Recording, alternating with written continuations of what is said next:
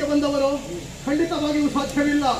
ಲೋಕೇಶ ಮೆಚ್ಚುವ ನದಿ ಯುದ್ಧವನ್ನು ಮಾಡುತ್ತೇನೆ ಎನ್ನುವ ಹಾಗೆ ಪ್ರತಿಜ್ಞೆಯನ್ನು ಕೈದು ಬಂದಿದ್ದೇನೆ. ಪ್ರತಿಜ್ಞೆ ಮಾಡಿದವರು 1000 ಮಂದಿ ಇದ್ದಾರೆ. ಉಳಿಸಿ ಅದನ್ನು ಸಾಯದೆ ಬದುಕಿಸಿದವರೆಷ್ಟು? ಸಾಧಿಸುವುದಕ್ಕಾಗಿಯೇ ಬಂದಿದ್ದೇನೆ. ಕಠಿಣವಾದ ಶರಗಳನ್ನು ಎಸೆಯುವಾಗ ನೀನು ಸಾಯ್ತೀಯೋ ಅಲ್ಲ ಅಂತ ಓಡಿ ಹೋಗ್ತೀಯೋ? ಸುಲಭ ಇಲ್ವಾ?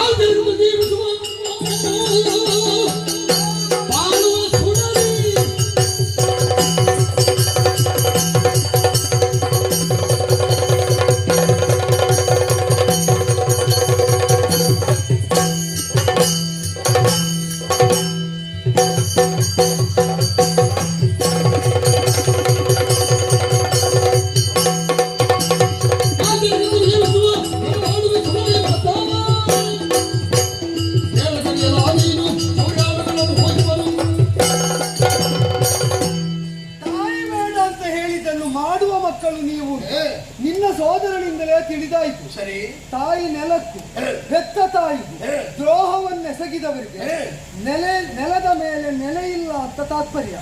ನಿನ್ನ ಶರವು ಬಲು ಕಠಿಣ ಅಂತ ನೀನು ಹೇಳ್ತೀನಿ.